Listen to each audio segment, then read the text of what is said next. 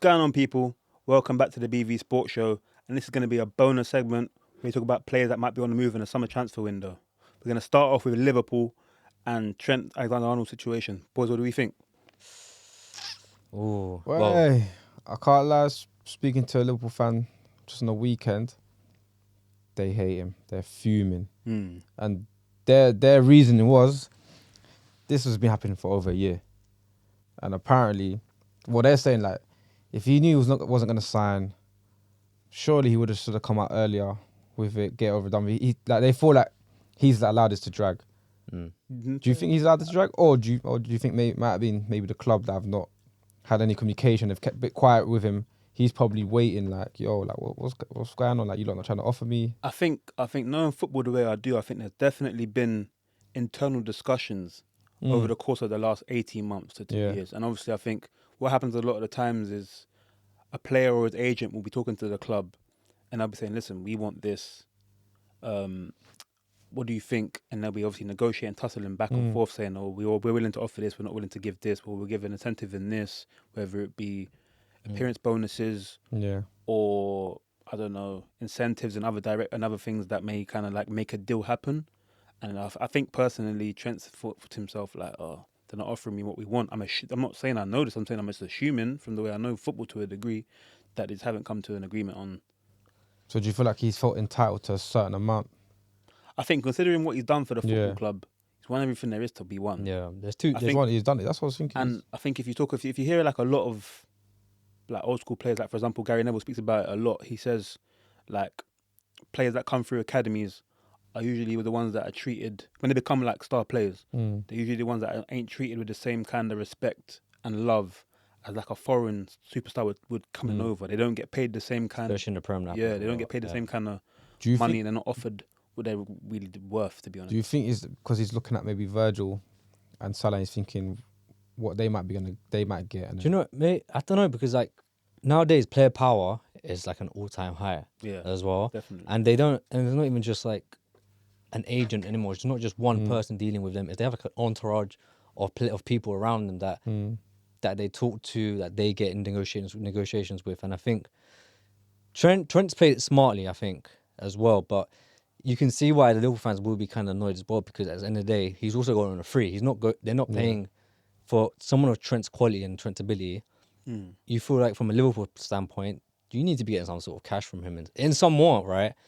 And not only does that go for fans, I think not for fans per se, but more for the club, because the way financial football is like set up these days, that having to, when you sell a homegrown player, you get the net deposit or something like that. Not net deposit, I'm talking gambling.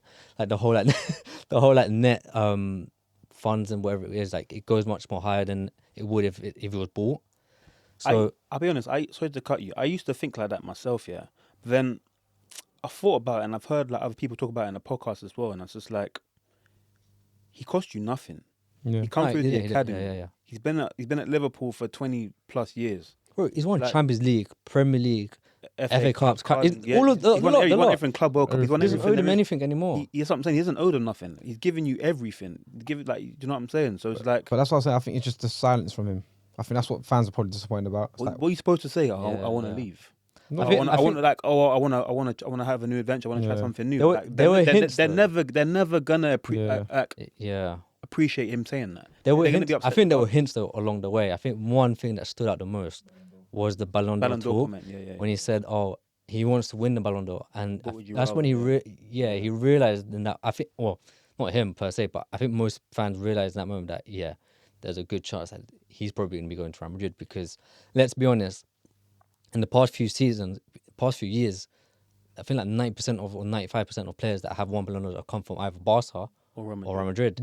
So that when he said that, I had a feeling that he's a good chance he will go. I think as well. Considering, remember, Liverpool fans have a history of doing this anyway. Remember with Gerrard back in 06, 07, with Chelsea, it's like obviously the notorious Liverpool gangsters turned up at his house and allegedly threatened him and stuff like that. So you better not do it. You better not leave and whatever. But I don't know, man. I think Trent should be allowed to leave with grace, man. 100%. I hate that from Liverpool fans. The fact that they think like, oh, because a player is just came through the academy and came through the grassroots there at Liverpool, that they all of a sudden they have to stay there for their entire career. Yeah.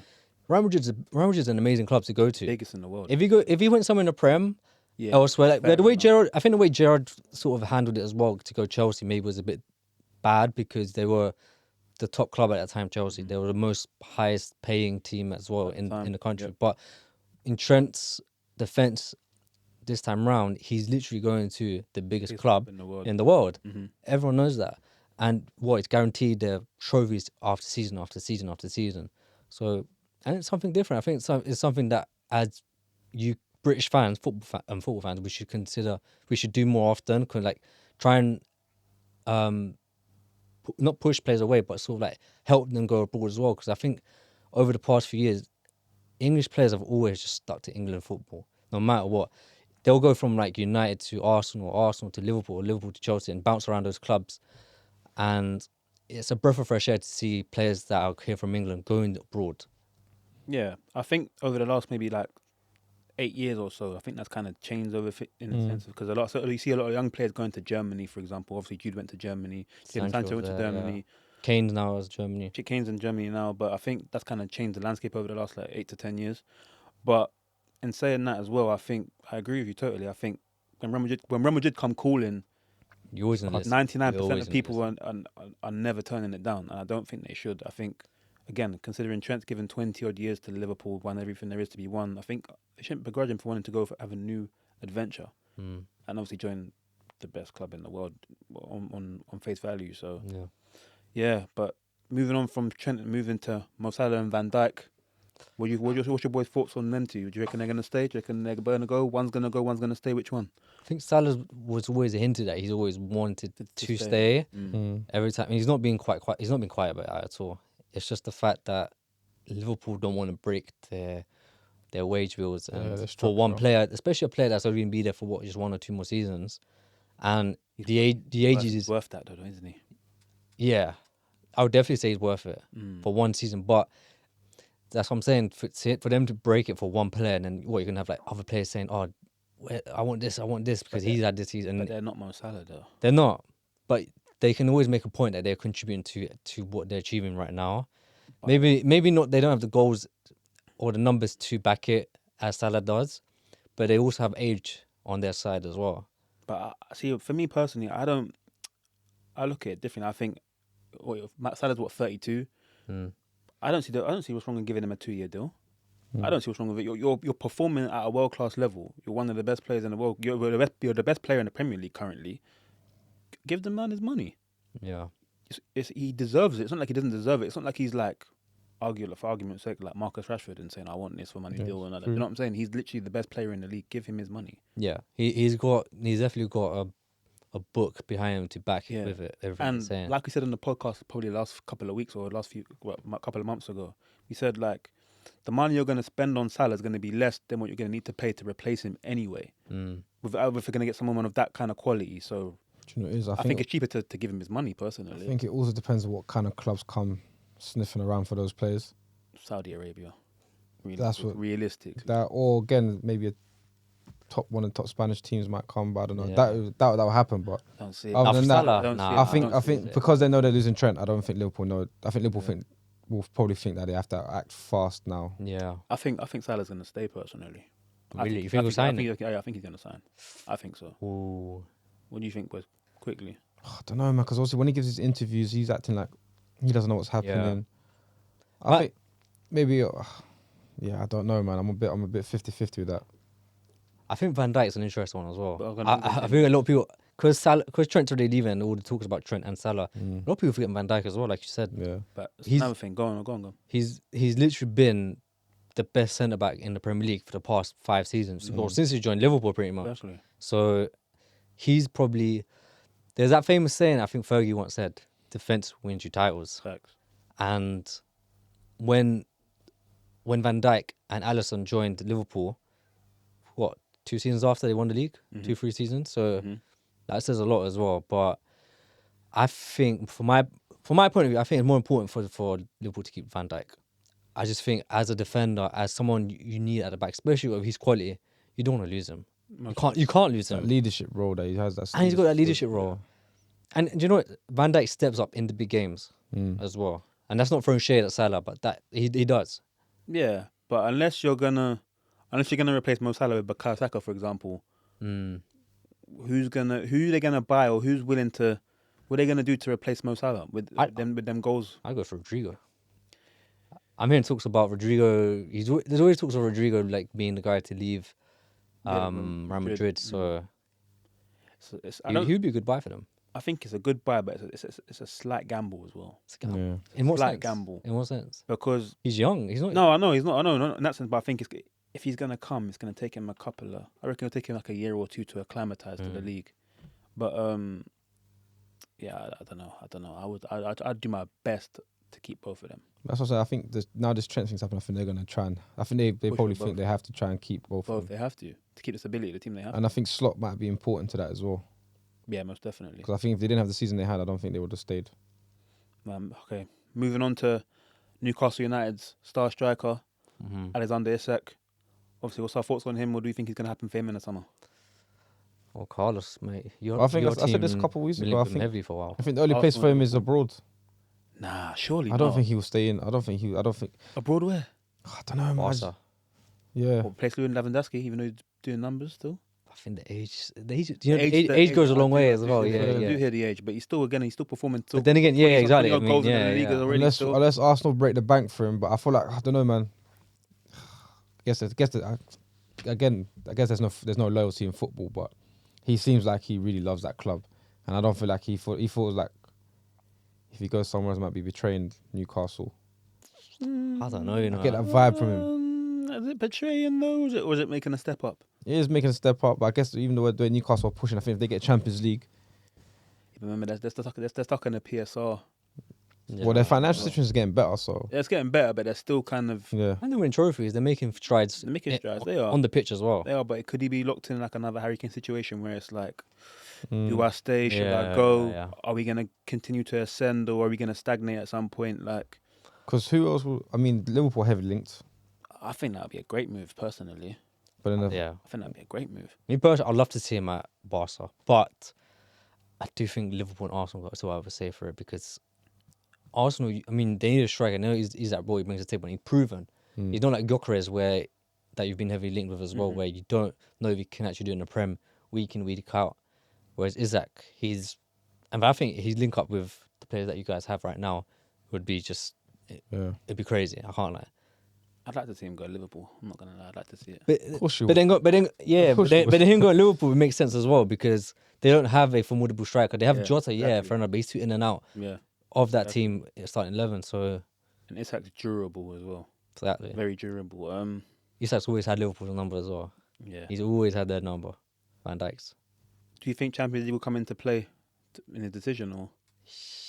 I think it depends where he goes. I don't know. It'll make it harder. It'll make his decision much harder. I mean, guaranteed Champions League football for a season, and it depends who they bring in as well. I think in that sense for ISAK though, because if ISAK's looking around and thinking, okay, I'm going to stay another season, but I want you to bring in key players as well, like not just like guys like, no offense to Liverpool like Lewis Hall, but not right backs and wing backs. You probably want to bring like a star player that can play with him as well, because I think that's another thing that they're missing. Gordon's a very good player in my point of view, and I think he's extremely underrated, but he's not the ISAK level tier of football, you know what I'm saying? I heard that. I think Newcastle do need to try and break the bank in a way, because they need to bring in someone that can match ISAK's stature as well, because it's not going to be just ISAK carrying them all the way. Yeah. So I think he's probably going to be asking that from Newcastle before making any type of move, I think. I think also the price tag will be a bit of a difficult thing to get him out of as well. I think he goes for no less than 120 million. Oh, Newcastle are not going to. They're going to hold him to him for dear life. They're not going to minimum 100 million. I think even that's. I think even more. At least 120. I think at least 120. Yeah. I think even 150. Yeah, honestly. He's their main man. Arsenal's He's a poster boy. Director better start.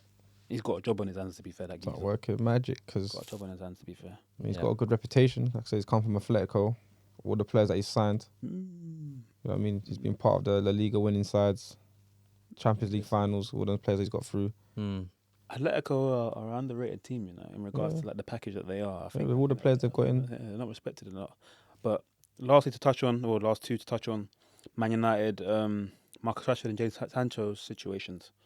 What do you think is going to happen with them? Are they going to be recalled back to Man United, or do you reckon they'll be on to new pastures? I think Sancho's future's done. I think he's Sancho They reckon Chelsea's he's gonna stay in it. There's a $5 million clause to. Yeah. But I think there's a possibility he might stay. I think the only upside to Sancho's situation is the fact that he hasn't played under Amorim, and Amorim gives me the impression that he's not the type of manager to make judgment calls from stories. I feel like he fits that system. But I think it depends the player. And that as well, yeah. I feel like Sancho knows something within the actual club that he's thinking, nah, one of these man now. But then again, it's a new manager, it's a new start. But as a fan, as a United fan, I also think of Sancho. I think, bro, we've given you chances. It's not like Ten Hag didn't give him a chance. Ten Hag gave him chances. Remember, he sent him have like a month's break away from the club and everything. True. And he came back, played 1-2 good games, and then went back to his usual self. So, and he's shown it as well now at Chelsea. So, bear in mind the players that have gone away from United and performed well. He's one of them that hasn't. He's literally gone the other way around. Mm-hmm. So, do I think he has future at United? I mean, it's just, I think that'd be down to Amorim. But even then, that's a big risk. Is that a risk he's willing to take? Interesting. Rashford.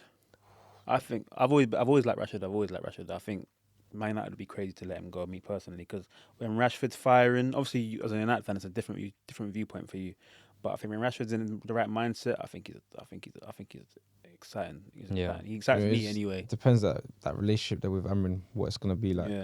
Whether it's fully done as well, or will Amorim try and get him back in. But I think his form at Villa is, for me, a reason that I think he's still worth in gold, personally. No, he's definitely held his value or brought it back up. Yeah, sure. But he has these purple patches. That's the thing. He has these purple patches in every single throughout seasons. It's not like this isn't anything new.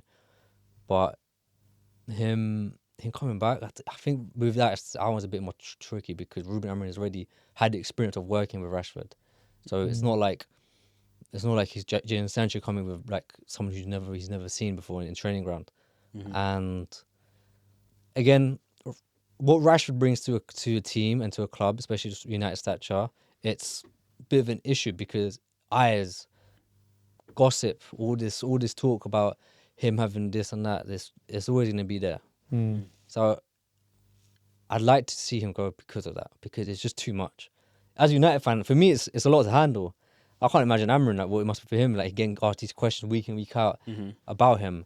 So my point of view, I wish Rashford's story ended differently as a United fan, to see your homegrown talent come up from the ranks. And like you've mentioned as well, he has the potential. He can have moments in game and change a game, but there's more to football than that. There's it's not just like having like a goal here and there. There's so much more, and as a package, it's just too hot to handle at the moment. Fair play. We're talking about Man United, so I know you lot are all engaged. They're always a hot topic, so make sure you like, comment, and subscribe. Don't forget. Lastly, to touch on, boys, an intriguing little last bit. Christian Romero linked with Atletico Madrid. A match made in heaven in a lot of people's eyes. What do you think? Do you reckon it can happen, or? It can happen. I mean, he's Argentinian, right? Yeah. Simeone loves his Argentinians. Yeah. And he's players that crunch into other players, and Romero's not shy of that. You know, he fits the Atletico code. Yeah. Ethos. Yeah. For me personally, obviously, DNA. Naturally, I don't want him to go. Even though, again, like I said, it's a complete match made in heaven. Saying that, right? But there was a video clip from Rio Ferdinand's podcast as well about Jed Spence, and when he got asked about who the leaders are, and he sat there thinking, and then he brought guys that they're not really leaders, like that would lead a team. Yeah. For me, Romero gives me a bit of an impression he can be a bit of a leader. Yeah, but I think so as well. I agree. Do you think losing him is a big issue for you? Oh, major issue. He's probably the only one that's shown a bit of grit and that's what I'm saying. French yeah. in regards to, he even spoke out about the owner. and said like, oh, like the club's not showing enough ambition in regards to certain things. Like, I I want to win, I and think even in games, I think you saying that might, if a team like Atletico come, I think he might be gone. And the same thing with Levi, how you say his name? Levi. I think if the right amount comes, I think he's rubbing his hands together and thinking, yo, let's get this money in. Yeah, I agree. He loves his money, don't Bro, he? he loves his money. He loves his money. I agree, but the fan base ain't gonna be happy. I promise. Takes his money every year, man. Yeah, Doesn't money give him every back. year, nothing. bro. And I heard I hope that kills he's me. got Chris Brown coming to Tottenham's performance soon. Oh, as is well. it? Yeah, Chris so Brown, Conor Ben. there you go. So Are you gonna go see them? Chris Do you get Eubank. discounts though for that? Yeah, Nah. I do. To be fair. You're not gonna watch them?